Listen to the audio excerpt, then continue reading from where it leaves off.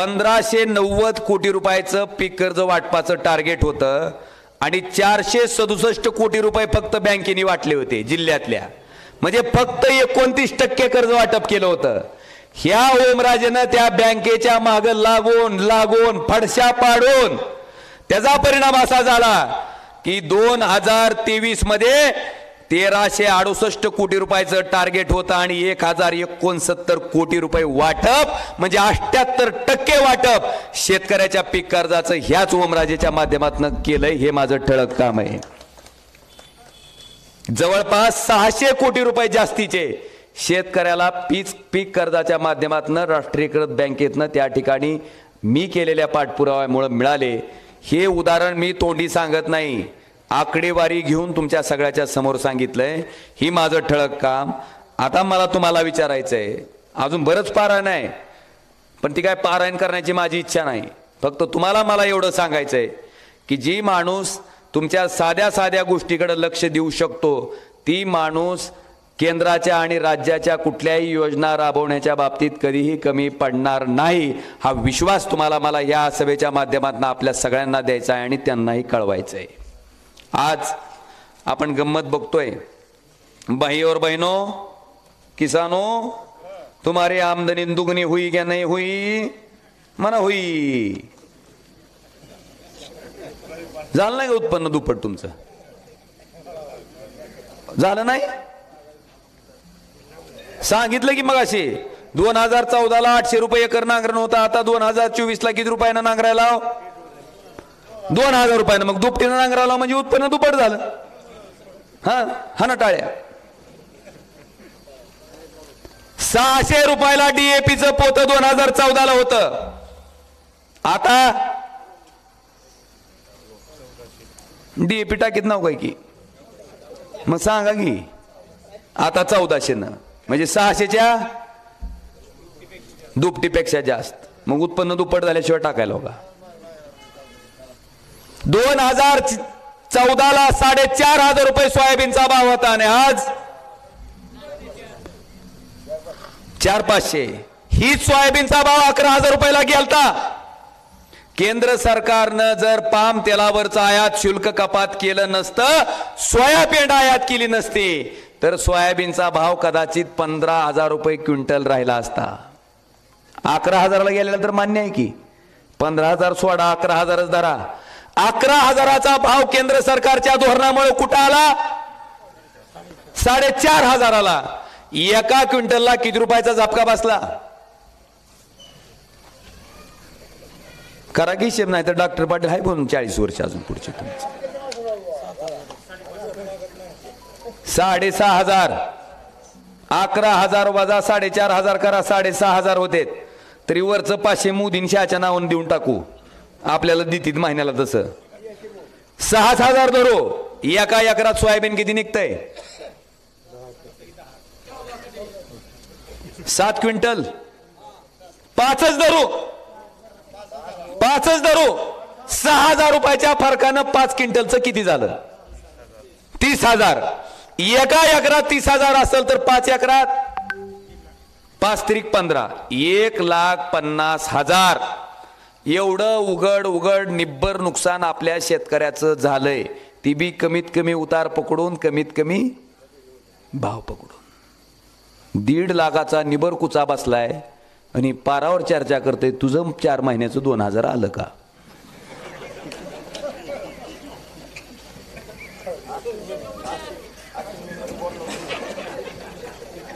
कशी हसायली ती बघ की, सगळी खळखळून बुडातून हसायली ती. 4 महिन्याला 2000, महिन्याला किती? 500. महिन्याला 500, दिवसाला किती? हा ग बया, काय हिसाब आहे? आता त्या 17 मध्ये काय येतंय? एका शेतकऱ्याला विचारलं, म्हणला दादा त्याच्यात जर अजून 3 रुपये टाकले तर 3 इमल येतात म्हणले. घ्या इमल.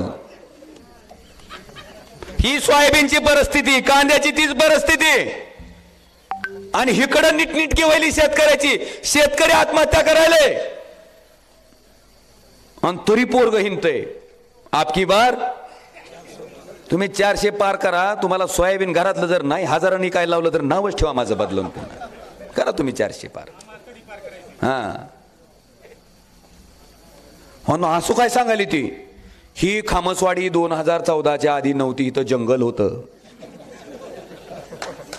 काही नव्हतं इथं, ना मंदिर होतं, काही नव्हतं, पूर्ण जंगल होतं. केव्हा तयार झालं सगळं? 14च्या नंतर.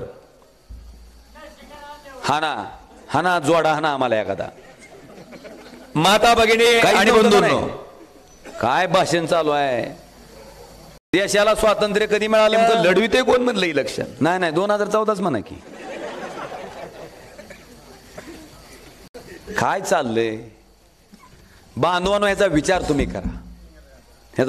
करा. आणि मला वाटतंय की शेतकऱ्याची ही भूमिका ठामपणे मांडणारा तुमचाच एकमेव खासदार त्या लोकसभेत होता, ज्यांनी त्या मोदीच्या तोंडासमोर सांगितलं की शेतकऱ्याला मातीत घालायचं काम केंद्र सरकारची धोरणं करतेत, ही धोरण बदला. ही बोलणारा तुमचाच खासदार होता.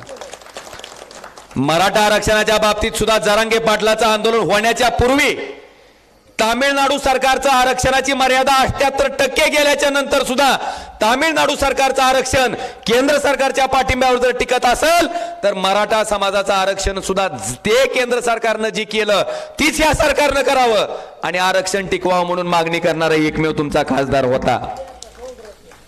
लिंगायत समाजाला अल्पसंख्याक समाजाचा दर्जा द्या ही मागणी करणारा बी तुमचाच एकमेव खासदार होता. धनगर समाजाला, मुस्लिम समाजाला आरक्षणच्या बाबतीत बोलणारा पण तुमचाच खासदार होता.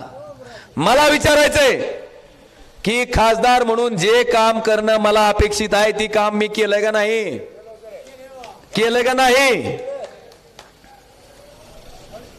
आता आजच राणा पाटलाला विचारलं, म्हणले तुम्ही ओमराजेचं विचारता. डॉक्टर पाटील बी 5 वर्ष खासदार होतं, किद्दा बोलली हो लोकसभेत? हे म्हणले ती सोडून द्या. आता तुझं सोडून द्या ना, आमचंच धरायचं का फक्त? बाबानो, यांना खासदार, आमदार, मंत्री कशाला पाहिजे? यांना प्रतिष्ठेसाठी पाहिजे. ओमराजे 18 ते 20 लाखाची जबाबदारी म्हणून या ठिकाणी खासदार पद पाहिजे, प्रतिष्ठा म्हणून नाही. आणि त्यांच्यासारख्या 10 कारखाने, 5 संस्थान, राट्याच्या गाड्या बघून पुन्हा मला तुमचं बघायचं नाही. माझा 24 तासातला 24 तास वेळ या सामान्य माणसासाठी मी दिलाय, खर्च केलाय आणि म्हणून त्या हक्कानं तुमच्या सगळ्याच्या समोर त्या ठिकाणी मत मागतोय. हाय का नाही? आता पुढची गंमत ऐकली का नाही? अर्चनाताई आल्या भगवंताच्या पायरीवर, म्हणले तुम्ही आता राष्ट्रवादी काँग्रेसमध्ये प्रवेश केलाय, मग तुमचा पक्ष वाढवणार का नाही तुम्ही? हाय म्हणले मी माय कशाला वाढवू? म्हणले माझा नवरा तिकडे भाजपमध्ये आहे, काय पिढाय म्हणली उगच फुकट. बघितलं का? तेव्हा कसं दाखवते त्या अजित पवारनं डोकं फोडून घेतलं असेल. ती काय कमी म्हणून त्यांचं लिकरू मल्हार पाटील, आमच्या रक्तात राष्ट्रवादी, हृदयात भाजप. लेकराची चूक नाही, लेकराची अजिबात चूक नाही. आता त्याचा वडील भाजपमध्ये आहे आणि आई जर राष्ट्रवादीमध्ये असेल तर लेकरू ह्याच्यापेक्षा काय वेगळं भाषण करणार आहे? त्याची चूक नाही.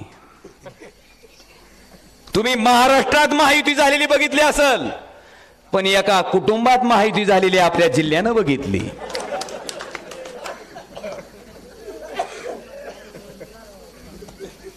त्याच्या भाषणाला मी म्हणलं पुढं वाढवा म्हणलं पाटील थोडं. का? म्हणलं आई वडिलाचा आदर्श आपण घेतला पाहिजे. तुम्ही काय करा म्हणलं, हृदयात तर आपल्या ऑलरेडी भाजप गेलंय, रक्तात राष्ट्रवादी गेली, किडनीत शिंदेगड घाला म्हणलं, आणि लिव्हर मध्ये मनसे. म्हणजे ही बी आई बापासारखं रात्रीतून पक्ष बदलायला मोकळून सकाळी सांगायला माझ्या किडनीत मनसे होता. काय बोलता, काय सांगता? इतकं लोकाला गृहीत धरून राजकारण करता, इतकी सत्तापिपासू मंडळी. डॉक्टर पाटलाच्या घराला सोडून दुसऱ्याला काय जमत आहे का नाही? काय का होणार, घड्याळ कोणा पण तू लढ, घड्याळ घे, पण खासदार की दुसऱ्याला तुम्ही ठरवायचं. आता हे सगळं तुमच्या समोर उघडं दाखवलंय करून. कोण योग्य आहे, कोण अयोग्य आहे, कोण कामाचा आहे, कोण बिनकामाचा आहे, हे तुम्ही ठरवायचंय. आणि म्हणून तुमच्या सगळ्याला मला विचारायचंय की उद्याच्या येणाऱ्या 8 तारखेला मतदान करत असताना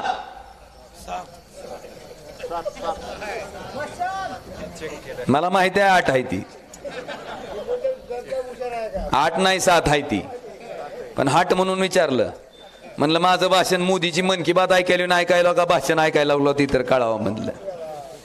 पण 8 म्हणल्या खालून काय आलं 7. आता आपला बाण चोरलाय, लोक काय म्हणते ओम दादाला मत टाकायचंय, तिथं जाऊन बाण हुडकीत बसतील मशनीवर. ही एक पिढा आहे का? बाण चोरलाय म्हणून काय दिलंय, काय दिलंय, काय दिलंय?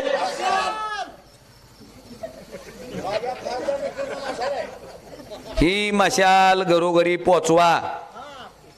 मशाल म्हणजे कसं, पाईपलाईन फुटल्यावर पाईप गरम करायला आपण टॅम्ब्या करतो का, टॅम्ब्या सगळ्यांनी केलेला असतंय. शेतकरी किती आहे तो हात वर करा बरं जरा, मग सगळ्यांनी टॅम्ब्या केलेल्या इथं. ती मशाल हा आता मोहायची सभा काय होऊ देत ना काय की तुम्ही. तर म्हणून बाण चोरलाय तर मशाल दिली, आणि पुढची पार्टी चोरलेलं काय घेऊन आली, हा ही तर सगळी खुद्दार मंडळी आहेत घड्याळ्याची सुद्धा. पवार साहेबाला मानणारी, निष्ठेनं ताकदीनं शरद पवार साहेबाबरोबर थांबणारी, आणि तिकडे निकी गादार गँग आहे. तुम्ही ठरवायचे आता महाराष्ट्र राजकारण गद्दाराच्या हातात द्यायचे का खुद्दाराच्या हातात द्यायचे. उद्याची ही निवडणूक म्हणून महत्वाची आहे. आपल्याला आवाहन करतो की उद्याच्या 7 तारखेला मशाल या चिन्हापुढचं बटन दाबून तुमचा खासदार म्हणून परत एकदा या ओमराजेला संधी द्या, ही कळकळीची विनंती करतो आणि या ठिकाणी रजा घेतो. धन्यवाद. जय हिंद, जय महाराष्ट्र.